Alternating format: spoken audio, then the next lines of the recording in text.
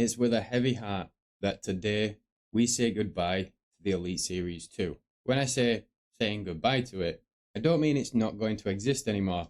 I just mean it's no longer going to be in my collection. I'm selling it. When I first got this controller, it was the absolute dog's round ones. But over time, as I've reviewed and tested more and more controllers, this one's been sat collecting dust on the shelf. And for a few months now, I've not even looked twice at it.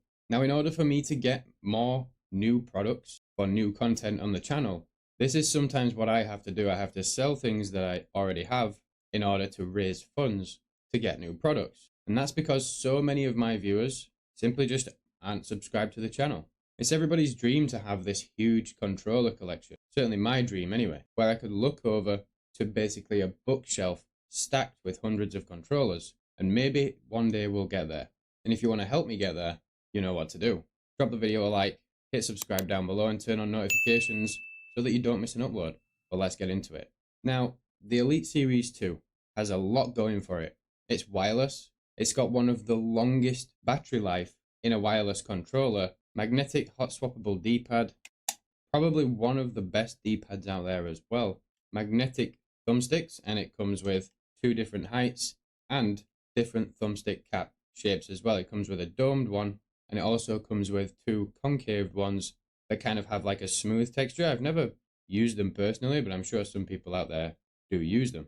3-way trigger stops, and the option to have 4 remappable paddles on the back. Not only that, in the Xbox accessories software, you can adjust the response curve of each analog stick and adjust the dead zones of the triggers, basically turning them into hair triggers. It has this rubbery performance texture grip wrapped all around the controller and a really nice silicone kind of coated faceplate and back panel. When you buy the complete package, it comes with this. This is where it's got your extra analog sticks and D-pad, but also it's got a tool to be able to adjust the tension of the thumbsticks. In here is also your magnetic charging dock, USB-C cable, and it's pretty neat just having a carrying case for your controller, just in case you want to take it with you on the go, or just store it somewhere safe when you're not using it.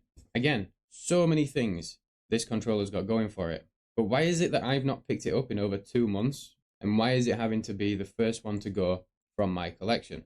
Well, the simple fact is that despite all of these features, it's just outdated. It uses standard membrane buttons, just like every other Xbox controller. The trigger stops are just trigger stops. They don't use micro switches again, and so many controllers out there actually have micro switches as an option for the triggers, which is so much better. I've never used the trigger stops myself, just because I don't see the benefit really. The controller is by far the heaviest you'll ever get in your hands. I don't know why it weighs so much. Or what I should say is I don't know why it has to weigh so much. This controller could be so much lighter, but it's like they did it on purpose to try and make it feel like there was more in there than there really is. Now, the build quality of the actual controller that you hold feels really, really good. Everything fits together really nicely. It feels like a premium controller, but the sad truth is, what's on the inside, it's not. These analog sticks, within just a couple of months, if not straight out of the box, will have stick drift. And this controller is well over a year old now, and the analog sticks have just gone sloppy. They have this dead zone in the middle, they just wiggle around, and they just don't feel responsive anymore. The membrane rubber pads behind the buttons over time deteriorate, and you end up with buttons that just don't spring back correctly. Now, the performance grip around the controller is something that's really, really nice. However, the fact that the controller is so heavy makes this a problem, or it makes it a problem for me anyway, and I've talked about this before. I don't really hear of other people talking about this. This might be just a personal thing for me.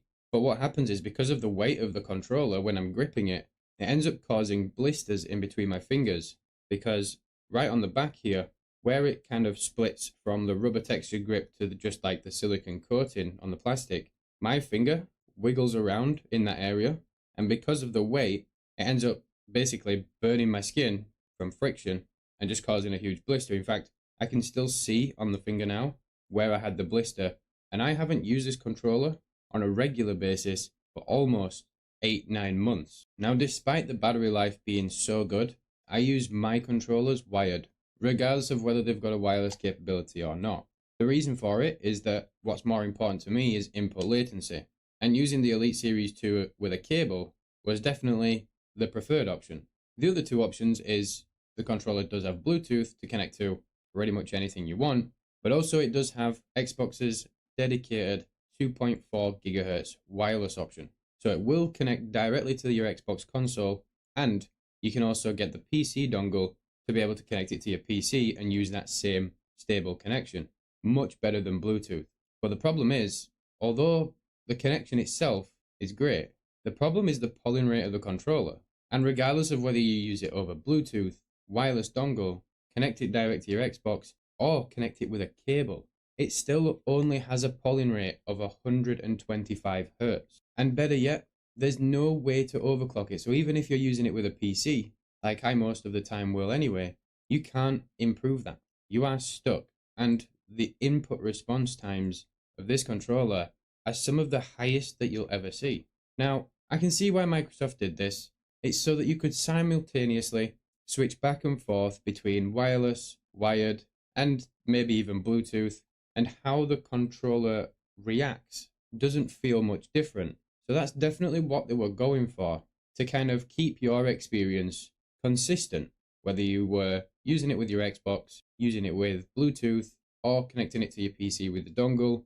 The input latency is gonna be about the same, or not very noticeably different. And that has a few benefits. It means that it's not going to throw you off, or the controller is not going to feel much different when you do switch between those modes. But it is a huge letdown for the capabilities of it. And it's probably the number one reason why I don't use this controller as my daily driver, on top of all the other reasons. Now, as I'm just talking about this controller, it's actually really, really sad that I have to get rid of it. Just being able to pull a paddle out here and add extra ones or have none at all, and just remap them to whatever you want, one of the best things really. There's definitely better paddle layouts on other controllers, but this one's great too. It works. Although there have been several reports of the buttons breaking on the back and the paddles becoming non-responsive. So despite its stunning good looks, sleek design, and endless list of features, we say goodbye. And maybe I would have kept this controller. But ultimately, when it comes to me raising funds for other products to feature on the channel, it also takes into account the price of this controller. Number one, I can't justify you paying the money to buy this thing in the first place, because for something that's going to be only really any good for about 3 to 6 months, $160 is just a little bit of a stretch. And also because of its retail price, it means when I sell it, I'm going to get more for it than I would do my other controllers, because I have other controllers that I've featured on the channel that cost a fraction of the price and are better in every way, almost. But who knows? Microsoft might just turn the tables with an Elite Series 3. We don't know. There's definitely rumors out there, but nothing's been confirmed yet. But we might see better analog sticks, a lighter controller, and just general improvements all around, and that might just be something worth picking up. But in 2025, this isn't. So, in the case she goes to be boxed up and sent away. Oh, that's another thing. When you've got the cable in the bag here, the lid doesn't close. So, to be boxed up, sent away, and that is the last time we will see the Elite Series 2 on the channel. A little bit of a sad topic, but I hope you've enjoyed the video regardless. And just a very quick shout out to my recently joined members this month.